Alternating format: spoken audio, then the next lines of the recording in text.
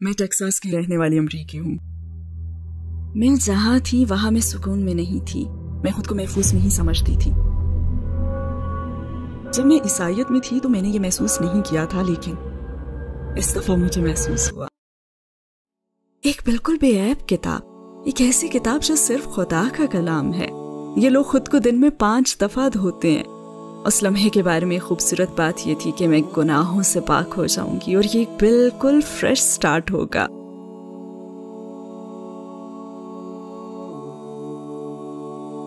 وہ دن جب اس دنیا نے آخری نبی کو کھویا۔ میں 14 سال سے انٹرویوز دے رہی ہوں اور ایسا پہلی دفعہ ہوا ہے کہ کسی نے مجھ سے یہ سوال پوچھا۔ ناجلہ ٹیمی کیپلر کون ہے؟ کیا آپ اپنے بیک گراؤنڈ کے بارے میں مختصراً کچھ بتائیں گی؟ ناجلہ ٹیمی کیپلر ٹیکساس میں پیدا ہوئی اور پلی بڑی، جسے باہر جا کر کھیل کود کرنا پسند ہے۔ میں باسکٹ بال اور والی بال کھیلتی تھی اور ریس بھی لگاتی تھی۔ شاعری اور ڈرائنگ بھی انجوائے کرتی تھی، بلکہ اپنے ہائی اسکول میں نے آرٹ کے مقابلے میں بھی حصہ لیا۔ جب میں 5 سال کی تھی تو میرے والدین میں علیحدگی ہو گئی، اور جب میں 10 سال کی تھی تو میرے والد نے میری سوتیلی ماں سے دوسری شادی کر لی۔ اسکول اور چرچ کا ماحول جس میں پلی بڑی وہ کچھ ایسا تھا کہ آپ پر ذمہ داری ہے، آپ کو کچھ کر کے دکھانا ہے، کوئی تبدیلی لانی ہے، لہٰذا میں یہی کوشش کرتی تھی۔ مجھے عیسائیت کے 2 مختلف پہلو دیکھنے کا موقع ملا، ایک جس کا انتخاب میرے والد نے کیا جب میں ٹین ایجر تھی۔ جب اپنے ٹین ایج میں اپنی والدہ کے پاس رہنے گئی تو میں نے پھر عیسائیت کا دوسرا رخ دیکھا، بیپٹسٹ چرچ کا شدت پسند ذہنیت والا، ٹرینٹی اور کرسمس منانے والا پہلو۔ ان چیزوں نے مجھے نیا رخ دکھایا۔ میں دونوں طرف کے چرچ سے مستفید ہوئی، لیکن پھر بھی میں مطمئن نہیں تھی اور مزید کی تلاش میں تھی۔ عقیدے کے حوالے سے آپ کی زندگی کیسی تھی؟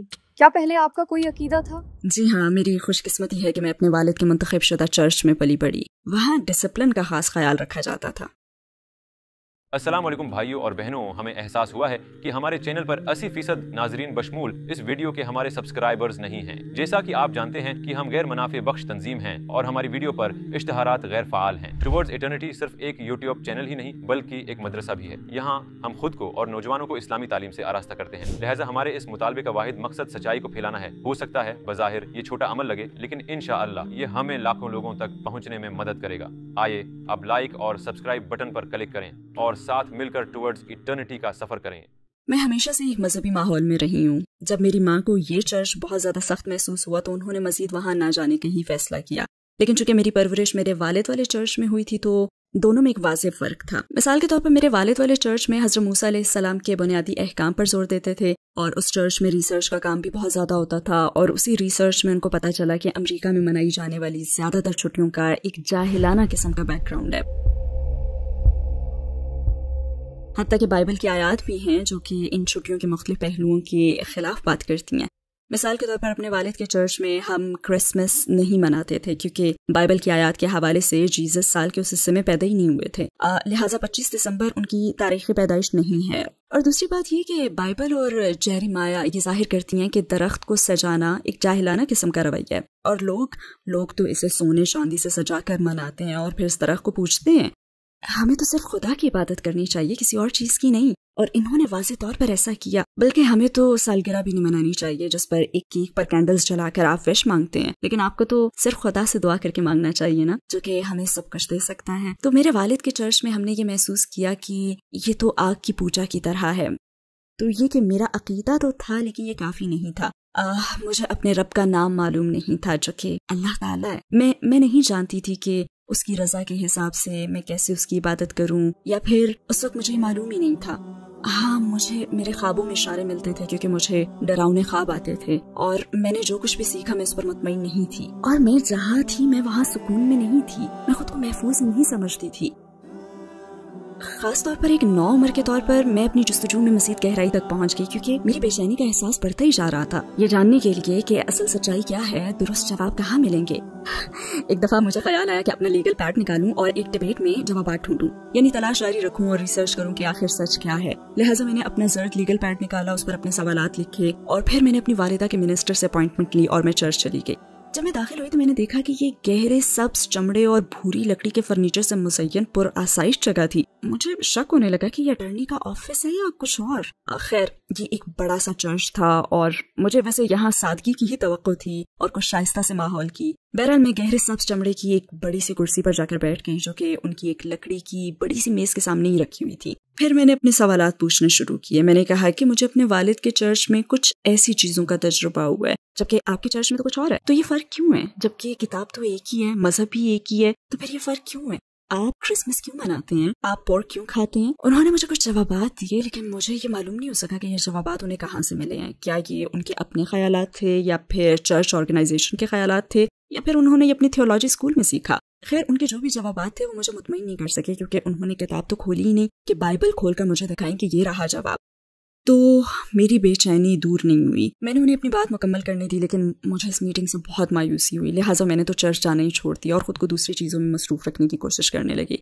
जैसे कि मैंने कहा कि मैं स्पोर्ट टीम में थी और पढ़ भी रही थी। इसके अलावा मुझे आर्ट और ड्राइंग और शायरी वगैरह में भी दिलचस्पी थी, लेकिन उससे भी मुझे सुकून नहीं मिला। मतलब मुझे अपने अंदर खालीपन महसूस होता था, जैसे मैं खुद को खो चुकी हूँ और बहुत ही खौफजदा महसूस कर रही थी। तो फिर मैंने सोचा कि चलो, ये तो मुझे मालूम है कि खुदा मौजूद है और नबी भी आए थे, और ये भी कि खुदा ने अपनी किताबें उतारी हैं, लेकिन ये नहीं जानती थी कि वह क्या है। तो मैंने दुआ मांगनी शुरू कर दी कि ए खुदा, मुझे अक्ल फहम दे, मुझे रहनुमाई चाहिए, क्योंकि मैं जानना चाहती थी कि सच क्या है और उस पर अमल कैसे करना है। तो मैंने सोचा कि ठीक है, अब मुझे अपनी रूह को सुकून पहुंचाने के लिए कुछ और तलाश करना चाहिए, क्योंकि मेरे हिसाब से ये सब कुछ तो काफी नहीं है। मेरा दिन रात दुआएं मांगना कि ए खुदा मुझे हिदायत दे, एक कोशिश तो थी, लेकिन ये सब काफी नहीं था। मैं अपनी माँ वाले चर्च भी गई, टाउन में बैप्टिस्ट चर्च गई, जो कि मेरी यूनिवर्सिटी जाने वाले मकाम से 1-8 घंटे ही के फासले पर था। जब मैं वहां गई तो मैंने देखा कि लोग खुदा की मोहब्बत से इंस्पायर हैं और उनकी यसू अलैहिस्सलाम के लिए कदरदानी का मुशाहिदा किया, और ये भी कि वो सब एक दूसरे का बहुत ख्याल रखते हैं, मुस्कुराते चेहरों, अच्छे अल्फाज और हेल्पफुल नेचर के साथ। ये सब कुछ मुझे बहुत अच्छा लगा और मैंने सोचा कि इस चर्च में जाके देखते हैं।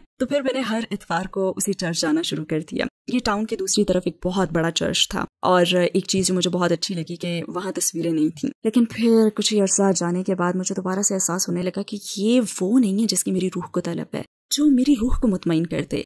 हाँ, ये है कि मैं एक ऐसे माहौल में थी जो मुझे खुदा की याद दिला रहा था, और बाइबल के कुछ ऐसे अल्फाज को समझने में मददगार भी था जो कि इंस्पायर करने वाले और मुतासिर कुन थे। खैर, वक्त गुजरता गया और मेरी दुआएं भी जारी थी, और उसके नतीजे में खुदा ने मेरे लिए मदद भेजी। मैं जिस यूनिवर्सिटी जाती थी वहाँ एक मुश्तरका दोस्त था, वो भी कैंपस में स्टूडेंट सेंटर जाता था, और उसका नाम रोम था। रोम का ही एक दोस्त था जो कि कुछ मुख्तलिफ सा था। वो एक तुर्क मुसलमान था, लेकिन उसने सिर्फ तजस्सुस की वजह से चर्च जाने का फैसला किया कि ये कैसा है। मैं जानती थी कि रोम उसको ईसाईयत की तरफ लाने के लिए उसकी मदद कर रहा है, लेकिन उस बंदे के दिल में क्या इरादा है उस चर्च में जाने के लिए, उसके बारे में मैं नहीं जानती थी। लेकिन जब मैं उससे मिली तो मैं उसकी एक अमल से बहुत ज्यादा मुतासिर हुई थी, और वो ये था कि जब हम चर्च की एक यूथ एक्टिविटी कैनू ट्रिप पर गए, जब हम लंच कर रहे थे, तो उसने पूछा कि कौन से खाने में पोर्क नहीं है। तब मुझे ख्याल आया कि ये तो बहुत इंटरेस्टिंग है, क्योंकि मैं भी अभी तक पोर्क नहीं खा रही थी। ये मेरे उन अकायद में से एक था जो कि मैंने अपने वालिद वाले चर्च से सीखे थे। तो मैंने सोचा कि ये तो बहुत इंटरेस्टिंग है, मतलब ये पोर्क क्यों नहीं खा रहा। और फिर उसने बताया कि ये उसके मजहब का हिस्सा है। तो मैंने सोचा कि ये तो वाकई इंटरेस्टिंग है, और ये बंदा मेरी सर्च में बहुत ज्यादा हेल्पफुल रहा। आप यूं कह लीजिए कैसा अलाकार जैसे खुदा ने मेरी मदद के लिए भेजा। जब मेरे इस शख्स से 1991 में सामना हुआ तो इसने मुझे इस्लाम के बुनियादी अकायद के बारे में मस्जिद से छोटे छोटे ब्रोशर्स ला के देना शुरू कर दिए। और मजे की बात ये कि मुझे उन चीजों में और अपने वालिद के चर्च में सीखी गई चीजों में बहुत ज्यादा मुमासलत नजर आई। इसी तरह उसने एक मुझे और भी ब्रोशर ला के दिया, और ये एक किताब के बारे में था जिसका नाम कुरान मजीद था, और ये खालिस अल्लाह का कलाम थी। ये कलाम सिर्फ उसी का था। बाइबल के मामले में ये वाज़ेह नहीं था कि चैप्टर्स के लिखारी कौन है, किसके अल्फाज इस्तेमाल किए गए हैं, जबकि कुरान मुकम्मल तौर पर अल्लाह का कलाम है। मुझे इसमें बहुत गहराई महसूस हुई। यानी एक ऐसी किताब जिसमें कोई शक नहीं, एक ऐसी किताब जो सिर्फ अल्लाह का कलाम है, और उसने क़यामत तक इसकी हिफाजत का वादा किया है, क्योंकि अल्लाह के आखिरी नबी हज़रत मोहम्मद सल्लल्लाहु अलैहि वसल्लम हैं जिन पर यह किताब नाजिल हुई। और ये आप सल्लल्लाहु अलैहि वसल्लम के अल्फाज भी नहीं हो सकते, क्योंकि आप सल्लल्लाहु अलैहि वसल्लम उम्मी थे, और आप सल्लल्लाहु अलैहि वसल्लम को तो पिछले मज़ाहिब का इल्म भी नहीं था। ये खालिस वही थी, और इसी बात ने मुझे बहुत इंस्पायर किया। और हम इस वक्त 1991 की बात कर रहे हैं, जब कोई इंटरनेट नहीं था और इस्लाम के बारे में इंग्लिश में मवाद तो तकरीबन ही नापैद था। मेरा नसीब ये कि मुझे एक छोटी सी किताब मिल गई जो कि उसी शख्स ने मुझे ढूंढ कर दी हमारी यूनिवर्सिटी लाइब्रेरी से, जो कि 7 साला मंजिला किताबों पर मुश्तमिल थी, और उसने ये किताब ढूंढी, इमाम नवावीज़ 40 हदीस। اور اس چھوٹی سی کتاب کو پڑھنے میں 2 راتیں صرف ہوئی، کیونکہ اس کو سرسری سے نہیں پڑھا جا سکتا تھا۔ اس نے مجھے بتایا کہ میرا خدا کون ہے، اللہ ہے۔ اس نے مجھے بتایا کہ خدا نے میرے لیے کون سا مذہب چنا ہے۔ اس نے مجھے ان باتوں کے بارے میں بتایا جس پر عمل کر کے میں زندگی بہترین طریقے سے گزار سکتی تھی، اور یہ بالکل سچ تھا۔ تو یہ ایک بڑا فرق تھا عام دانائی کے الفاظ میں اور حضرت محمد صلی اللہ علیہ وسلم کی احادیث اور قرآن کی آیات کے الفاظ میں، کیونکہ قرآن اور حدیث بالکل سچ پر مبنی ہے اور بہت ہی جامع الفاظ میں، کیونکہ یہ ہمارے لیے ہے، یہ مذہب، اس کی تعلیمات، یہ سب کچھ ہمارے لیے ہے۔ اور ساتھ کی طرف سے جو سب جانتا ہے، سب جاننے والا، اور خوش قسمتی سے یہ نام میں نے عیسائیت میں بھی پڑھا تھا، سب جاننے والا، لیکن مجھے مکمل طور پر ان معلومات کا علم نہیں ہو سکا جب تک کہ مجھے اسلام نہ ملا۔ لہٰذا یہ کہنے کی ضرورت نہیں ہے کہ اسی نالج سے انسپائر ہو کر اور طرز زندگی کے بارے میں مزید معلومات حاصل کی جو کہ اس قدر مکمل تھیں کہ یہ ساری دنیا کے مسائل کا حل ہے، یا ہو سکتی ہیں اگر ان پر صحیح طریقے سے عمل کیا جائے۔ میں اتنی انسپائر ہوئی کہ کچھ عرصے میں مسلمان ہو گئی، الحمدللہ۔ آپ نے اسلام کے بارے میں پہلی بار کب سنا؟ یقین کریں مجھے ٹھیک سے یاد نہیں ہے کہ میں نے اسلام کے بارے میں پہلی بار کب سنا۔ یہ شاید میری ورلڈ ہسٹری کے ٹیچرز تھے جو پوری کلاس کے سامنے کھڑے ہو کر بہت جوش سے وضاحت کرتے تھے۔ مجھے مس ولیم ابھی بھی یاد ہے، وہ بہت پرجوش تھیں کہ وہ کلاس کے سامنے کھڑی ہوں اور ایسا کہتی ہیں کہ یہ لوگ خود کو دن میں 5 مرتبہ دھوتے ہیں۔ وہ وضو کی بات کر رہی تھیں جو کہ مسلمان نماز سے پہلے کرتے ہیں، لیکن اس وقت میں اسلام کے بارے میں کچھ جانتی نہیں تھی، حتیٰ کہ اس لفظ سے بھی میں واقف نہیں تھی کہ یہ کوئی مذہب ہے یا پھر کسی شخص کا نام ہے جو اسی پر عمل کرتا ہے یا جو بھی ہے۔ مطلب میں بالکل ہی لا علم تھی، لیکن مجھے ان کا جوش یاد ہے ابھی تک۔ اور جب میں بعد میں مسلمان ہو گئی تب میں سمجھی کہ اچھا وہ اصل میں نماز سے پہلے وضو کرنے کی بات کر رہی تھی۔ یہ تو زبردست ہے۔ تو یہ کچھ اشارے تھے جو ظاہر ہوئے، لیکن میں چونکہ ٹیکساس میں بائبل بیلٹ میں رہتی تھی، مطلب وہاں پڑوس کے سارے گھر اپنی جگہ ایک چھوٹے سے چرچ کی مثال پیش کرتے تھے۔ چرچ جانا میری پرورش کا ایک اہم حصہ تھا، تو میں کبھی بھی کسی مسلمان سے ملی ہی نہیں تھی۔ یہ شروعات کچھ اجنبی جگہ سے ہی ہوئی، جیسے کہ ایک فلم جو میں نے دیکھی، یہ ماڈرن ٹرم اسلاموفوبیا پر مبنی تھی کیونکہ اس میں مسلم لیڈ رول منفی قسم کا تھا، جیسے غیر ملکی خواتین کا اغوا، ہاتھ کا کاٹنا، گردن اڑا دینا اور اسی قسم کی اسلام کو غلط طریقے سے پیش کرنے والی چیزیں تھیں۔ لیکن عجیب بات یہ ہے کہ میں نے اس فلم سے یہ میسج حاصل نہیں کیا، بلکہ فلم کے آخر میں وہ خاتون جسے اغوا کیا جانا تھا اس نے پردہ شروع کر دیا تھا، تو اس کا ایسے ڈریس میں تصور بس میرے ذہن میں رہ گیا۔ اسلام کے بارے میں خاص طور پر ریسرچ کرنے سے پہلے جو شخص مجھے اسلام سے متعارف کروا رہا تھا وہ مجھے با پردہ لباس پہننے کی طرف مائل کر رہا تھا، جیسے کہ ٹائٹ پینٹس اور شارٹ منی اسکرٹس کے بجائے تھوڑے ڈھیلے اور لمبے کپڑے پہنوں، لوگوں کو اپنا جسم دکھانے کے بجائے اپنی شخصیت دکھائی جائے۔ اور میں نے سوچا کیوں نہیں، یہ تو زیادہ آرام دہ ہے۔ اس نے کہا آپ کو میک اپ کی بھی ضرورت نہیں ہے۔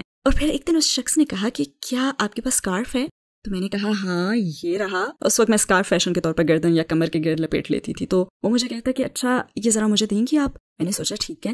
تو اس نے سوال کیا کہ کیا آپ اس سے اپنا سر ڈھک سکتی ہیں؟ میں نے سوچا یہ بھی کر لیتی ہوں۔ پھر اس نے سوال کیا کہ اب کیسا فیل ہو رہا ہے؟ اور میرا پہلا جواب تھا کہ ڈفرینٹ۔ پھر میں نے سوچا کہ چلو یہ بھی کر کے دیکھ لیتے ہیں، اور اس وقت سردیاں بھی تھی تو میرے پاس ایک اچھا بہانہ تھا اسے اوڑھنے کا۔ میں گہرے سبز رنگ کا اسکارف سر پہ لپیٹ کر ورلڈ ہسٹری کی کلاس میں چلی گئی۔ میرے ٹیچر آئے، انہوں نے حاضری لی اور میری طرف دیکھا تو کہا کہ آج کچھ ڈفرینٹ لگ رہی ہو۔ وہ ورلڈ ہسٹری ٹیچر تھے، انہیں پتا تھا کہ مسلمان کیسے نظر آتے ہیں۔ تو ہم نے اپنی کلاس مکمل کر لی اور پھر میں وہاں سے باہر آ گئی، تو میں نے کہا کہ یہ صرف ایک تجربہ ہے، مجھے مزید سوالات نہیں چاہیے۔ اور پھر میں مطالعے کے لیے اپنے دوست کے ساتھ لائبریری چلی گئی۔ ہم دروازے سے گزر رہے تھے اور میرا دوست بہت خوش تھا، اس نے کہا کہ دیکھو مسلمان بھی آ گئے۔ میں قریب آئی تو اس نے کہا کہ 1 منٹ، کیا یہ وہی ٹیمی ہے؟ خیر وقت گزرنے کے ساتھ جب ہماری سٹڈیز مکمل ہوئی تو میں نے پردہ کرنے کا فیصلہ کیا، لیکن میں نے اس طرح پردہ نہیں کیا جس طرح ایک مسلمان کو کرنا چاہیے، بس اپنا سر ڈھکنا شروع کر دیا تھا۔ مجھے اس وقت مکمل پردے کا علم بھی نہیں تھا، مجھے کسی نے بتایا ہی نہیں تھا، تو تھوڑا تھوڑا کر کے میں اسلام میں پردے کے کانسیپٹ کو اچھی طرح سمجھنا شروع ہو گئی، اور یہ بہت ہی آرام دہ اور محفوظ تھا۔ میں نے دوپٹہ پہننا شروع کر دیا تھا، مجھے اسلام کی بنیادی سی نالج تھی، لیکن یہ طے تھا کہ میں اگلا قدم اٹھانے کے لیے تیار ہوں۔ میں اس عقیدے کو اپنا طرز زندگی بنانے کے لیے تیار تھی، اور خوش قسمتی سے مجھے یہ موقع بھی ملا کہ مجھے امام صاحب کے گھر لے جایا گیا۔ میں ایک اور شخص کے ساتھ ان کے سامنے بیٹھ گئی جو میری مدد کے لیے آیا تھا، اور اسی نے امام سے گزارش بھی کی تھی کہ میں مسلمان ہونا چاہتی ہوں۔ امام نے کہا کہ اچھا آپ اسلام کے بارے میں کیا جانتی ہیں؟ مجھے تو جلدی تھی کہ بس میں اپنے عقیدے کا اعلان کروں اور چلی جاؤں، کیونکہ مجھے بتایا گیا تھا کہ بس یہی کرنا ہے جو کہ مسلمان بننے کے لیے ضروری ہے۔ لیکن امام میرے سے زیادہ دانش مند تھے، انہوں نے یہ جاننا ضروری سمجھا کہ میں جو کچھ کرنے جا رہی ہوں مجھے اس کے بارے میں بنیادی علم حاصل بھی ہے یا نہیں۔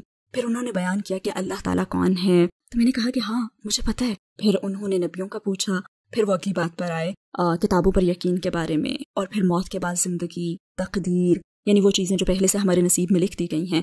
کیا آپ کا ان باتوں پر یقین ہے؟ تو میں نے کہا جی ہاں۔ انہوں نے کہا کہ ان سب چیزوں کے ساتھ کچھ ذمہ داریاں بھی نافذ ہوتی ہیں، کیا آپ وہ ذمہ داریاں نبھانے کے لیے تیار ہیں؟ اور میرا جواب ہاں میں تھا، الحمدللہ۔ وہ کیا چیز تھی جس سے ڈر کر آپ اپنا یہ آخری قدم اٹھایا اور مسلمان ہو گئیں؟ دراصل ایسی کوئی چیز نہیں تھی جس نے مجھے مسلمان بننے کے لیے ڈرایا ہو۔ ہاں، کچھ لوگ میری سیفٹی کے حوالے سے فکر مند تھے کیونکہ وہ اسلام کے بارے میں متعصب تھے، تو وہ اپنے طور پہ میری حفاظت کی کوشش کر رہے تھے۔ لیکن اسلام میں نے جو بھی دیکھا تھا کہ ان کی اس مخالفت نے بھی مجھے اسلام کے انتخاب ہی کی طرف مائل کیا، بلکہ مجھے اپنے فیصلے پر زیادہ بھروسہ ہوا کیونکہ جو مخالفت میں نے دیکھی تھی اس کی بنیاد اصل نالج کے بغیر تھی۔ اس کے برعکس میں جو بھی کرنے جا رہی تھی میرا اس پر یقین بڑھتا گیا۔ بلکہ سچی بات تو یہ ہے کہ اسلام کا انتخاب میری زندگی کا وہ بہترین فیصلہ ہے جس پر مجھے کبھی بھی افسوس نہیں ہوا۔ انشاءاللہ میں اسی راستے پر جان دوں گی، اور انشاءاللہ میری آخری سانس بھی اشہد ان لا الہ الا اللہ واشہد ان محمدا عبدہ ورسولہ پر نکلے گی۔ اس لمحے کے بارے میں سب سے زیادہ خوبصورت چیز یہ تھی جو مجھے بتائی گئی کہ اس عقیدے کے اعلان کے ساتھ ہی میں سارے گناہوں سے پاک ہو جاؤں گی اور یہ ایک فریش سٹارٹ ہوگا۔ ہاں، اس قسم کی وضاحت کا تجربہ مجھے عیسائیت میں بھی ہوا تھا، لیکن جب میں عیسائیت میں تھی تو میں نے ایسا محسوس نہیں کیا تھا جو اس دفعہ مجھے محسوس ہوا۔ آپ کی فیملی اور ارد گرد دوسرے لوگوں نے آپ کے قبول اسلام پر کیسا رد عمل دیا؟ کیا اب بھی سچویشن ویسی ہی ہے؟ جیسے کہ میں نے بتایا کہ میرے مسلمان ہونے پر کچھ لوگ میرے لیے فکر مند تھے، اور انہی میں سے ایک میری ماں بھی تھی۔ وہ بہت فکر مند تھیں کیونکہ انہیں اسلام کے بارے میں کچھ علم ہی نہیں تھا، اور وہ ڈر رہی تھیں کہ مجھ پر تو ظلم ہوگا، تو انہوں نے مجھے اسلام سے روکنے کی پوری کوشش کی تھی۔ لیکن بدقسمتی سے اسلام کے حوالے سے ان کے سارے خدشات بے بنیاد تھے، اور خوش قسمتی سے میں یہ سب سمجھنے کے قابل تھی، تو میں نے ہمت نہیں ہاری۔ کئی موقعوں پر تو میری بہت دل آزاری بھی ہوئی تھی۔ ایک دفعہ تو میں نے اپنے والد کو فون کر کے کہا کہ میری ماں مجھ پر بھروسہ کیوں نہیں کرتی؟ میں اس مذہب کا انتخاب اس لیے کر رہی ہوں کیونکہ میں سمجھتی ہوں کہ یہ میرے عقائد کو مستحکم رکھ کر مزید پاک کر کے اس میں بہتری لائے گا۔ تو انہوں نے کہا کہ میں نے تمہاری پرورش صحیح راستے پر چلنے کے لیے کی ہے، اگر تمہیں یہ راستہ صحیح لگتا ہے تو ضرور آگے بڑھو۔ اور ان کی سپورٹ کے بعد تو میں اور بھی مستحکم ہو گئی تھی، اور پوری سوسائٹی کو لے کر تو میں نے کوئی ایسا مشکل وقت گزارا ہی نہیں کیونکہ لوگ اچھی سمجھ رکھتے تھے اور اسلاموفوبیا اتنا زیادہ نہیں تھا۔ ہاں، زیادہ تر لوگوں کو تجسس ہوتا تھا تو میں ان کے سوالات کے جواب دینے کی کوشش کرتی تھی۔ اور اس کے بعد مجھے حج کا بھی تجربہ ہوا، مکہ کی زیارت کا۔ یہ تھوڑا تھکا دینے والا تھا، صحرا کے بیچ میں یہ سب جسمانی طور پر بہت مشقت طلب تھا۔ کعبہ، وہ مقام جہاں حضرت ابراہیم علیہ السلام اور ان کے بیٹے حضرت اسماعیل علیہ السلام نے اللہ کا گھر تعمیر کیا، وہی کعبہ جہاں لوگوں کو اللہ کے حکم سے اس مقام کی طرف عبادت کرنے کا حکم دیا گیا، اور پھر جہاں حضرت محمد صلی اللہ علیہ وسلم کو قرآن ملا۔ اللہ تعالیٰ کا یہ کلام حضرت جبرائیل علیہ السلام کے ذریعے اس دنیا میں اتارا گیا اللہ کے چنے ہوئے بندے پر، یعنی حضرت محمد صلی اللہ علیہ وسلم پر، اسی مقام پر۔ اور میں وہاں کھڑی تھی۔ اس وقت میں نماز کا انتظار کر رہی تھی، اور میرے ساتھ ہی ایک مصری بہن تھی، وہ ایک قرآن ٹیچر تھی، اور میری بائیں جانب ایک الجیرین بہن تھی۔ مصری بہن قرآن پڑھ رہی تھی اور اس کی آواز بہت خوبصورت تھی، اور میں سن رہی تھی اور قرآن میں دیکھ رہی تھی اور الفاظ کی خوبصورتی محسوس کر رہی تھی، حالانکہ مجھے کچھ سمجھ نہیں آ رہا تھا۔ میں بس ادھر ادھر سے الفاظ کو سمجھنے کی کوشش کر رہی تھی۔ تبھی مجھے خیال آیا میرے نبی صلی اللہ علیہ وسلم پر اسی مقدس جگہ کے قریب نازل ہوئے تھے۔ میں ادھر ادھر دیکھ رہی ہوں کہ یہ کیسے ہوا کہ ایک ٹیکساس کی رہنے والی ایک مصری اور الجیرین بہن کے درمیان موجود ہے۔ دنیا کے کتنے مختلف حصوں سے لوگ وہاں آئے تھے، اور کیا چیز ہمیں جوڑ رہی ہے؟ یہ کوئی معمولی چیز نہیں ہے، یہ عقیدہ ہے، اللہ تعالیٰ کی وحدانیت ہے، یہ نبی صلی اللہ علیہ وسلم سے محبت ہے، اور اس کتاب سے محبت ہے۔ یہ سوچ اتنی زبردست تھی کہ میں نے رونا شروع کر دیا، اور میں روتی چلی گئی۔ مطلب اس خوشی اور لطف کے جذبات کو روک ہی نہیں پا رہی تھی، اور یہ بہت ڈیپ فیلنگز تھی، بہت ہی زبردست اور تھکا دینے والی۔ اور اسی کنیکشن نے مجھے اس حقیقت کی یاد دلائی کہ میں مغفرت کے طلبگاروں کے بیچ میں ہوں، میں سچائی اور پاکیزگی حاصل کرنے کے بیچ میں ہوں۔ اللہ تعالیٰ بہت رحم کرنے والا ہے، مجھے اس کے اور اپنے درمیان کسی سہارے کی ضرورت نہیں ہے، مجھے اس کے علاوہ کسی سے کچھ مانگنے کی بھی ضرورت نہیں ہے۔ اور اسی نے تو مجھے یہ موقع دیا کہ میں اس کے گھر آؤں اور انسانیت سے کنیکٹ ہو جاؤں، اس انسانیت سے، شروع کے وقتوں سے ہی اہل ایمان سے، اور اسی کمیونٹی کا حصہ بن جاؤں۔ یہ ایک ایسا کنیکشن تھا جس کا تجربہ مجھے پہلے کبھی بھی نہیں ہوا تھا، اور میں اس کے لیے بہت شکر گزار ہوں۔ اگر آپ کو نبی کریم صلی اللہ علیہ وسلم کی حیات سے کسی ایک دن کو دیکھنے کا موقع ملے تو آپ کس دن کا انتخاب کریں گی؟ کیا میں شروع کے دنوں کا انتخاب کروں جب آپ صلی اللہ علیہ وسلم غار حرا میں تھے اور حضرت جبرائیل علیہ السلام آئے، آپ کو پکڑ کر بھینچا اور پڑھنے کا کہا، پھر آپ صلی اللہ علیہ وسلم نے انہیں افق پر دیکھا، اور پھر اپنی زوجہ حضرت خدیجہ رضی اللہ تعالیٰ عنہا کے پاس تشریف لے گئے، جنہوں نے تصدیق کی کہ یہ سب حقیقت تھا، کوئی خواب نہیں، اور ہو بھی نہیں سکتا، کیونکہ آپ صلی اللہ علیہ وسلم ایک بہترین انسان تھے، ہمیشہ دوسروں کا بھلا چاہتے تھے۔ تو یہ وہی دن ہوگا، یا پھر وہ دن جب آپ صلی اللہ علیہ وسلم نے اپنے خاندان کو اسلام کے بارے میں بتانے کی کوشش کی اور سب کو کھانے پر دعوت دی، اور صرف ایک بچے نے، حضرت علی رضی اللہ تعالیٰ عنہ نے کہا کہ ہاں میں آپ صلی اللہ علیہ وسلم کی پیروی کروں گا۔ یا پھر یہ وہ دن ہوگا جب 25 سال کی خوبصورت رفاقت کے بعد آپ صلی اللہ علیہ وسلم کی زوجہ کا کافروں کی طرف سے مومنین پر مسلط کی گئی جلا وطنی میں فاقہ کشی کی وجہ سے انتقال ہو گیا، اور اس وقت آپ صلی اللہ علیہ وسلم ان سب سے کیسے نمٹے ہوں گے؟ یا پھر وہ دن ہوگا جب آپ صلی اللہ علیہ وسلم کو اپنا گھر مکہ مکرمہ چھوڑنا پڑا کافروں کے ظلم و ستم کی وجہ سے، اور حقیقت تو یہ تھی کہ وہ آپ صلی اللہ علیہ وسلم کو نعوذ باللہ قتل کرنا چاہتے تھے۔ یا پھر وہ دن ہو گئے جب آپ صلی اللہ علیہ وسلم نے رات کو مکہ سے یروشلم کا سفر کیا، جنتوں میں اٹھائے گئے، اور ہر جنت میں دوسرے نبیوں سے ملاقات کرنا، یہاں تک کہ اپنے رب کے پاس جا پہنچے، اور اللہ تعالیٰ نے آپ صلی اللہ علیہ وسلم کو نماز پڑھنے کا کہا۔ پھر آپ صلی اللہ علیہ وسلم نماز کے اس تحفے کو لے کر واپس آئے، اور اہل ایمان نے اسے خوشی سے قبول کیا، اور کافر آپ صلی اللہ علیہ وسلم کو نعوذ باللہ دیوانہ سمجھتے تھے۔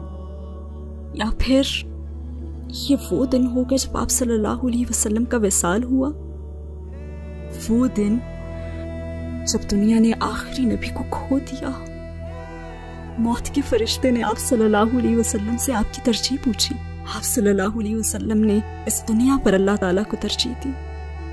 میرے خیال سے جو دن میں چنوں گی ایک بڑی امید کے ساتھ، یہ وہ دن ہوگا جب میں آپ صلی اللہ علیہ وسلم سے ملاقات کروں گی انشاءاللہ، حوض کوثر پر، وہ متبرک پانی جو سارے درد دھو دے گا اور پاک کر دے گا، ساری بری یادیں بھلا دے گا، اور ہمیں جنت میں داخل ہونے کے لیے تیار کر دے گا انشاءاللہ۔ مجھے یہی چاہیے۔ میں 14 سال سے تقریریں کر رہی ہوں اور انٹرویو دے رہی ہوں، اور یہ پہلی دفعہ ہے کہ کسی نے مجھ سے ایسا سوال کیا۔ بہت ہی خوبصورت سوال ہے، بہت شکریہ۔ وہ لوگ جو اسلام کی طرف آنے میں ہچکچاتے ہیں، ان کو یہ تشویش ہوتی ہے کہ اسلام قبول کرنے پر وہ زندگی کی رنگینیاں کھو دیں گے۔ تو آپ مجھے یہ بتائیں کہ کیا اسلام کے بعد آپ کی زندگی بورنگ ہو گئی ہے؟ اسلام کے بعد میری زندگی اتنی بھرپور ہو گئی ہے کہ میں بیان بھی نہیں کر سکتی۔ پوری دنیا مجھ پر کھل گئی ہے۔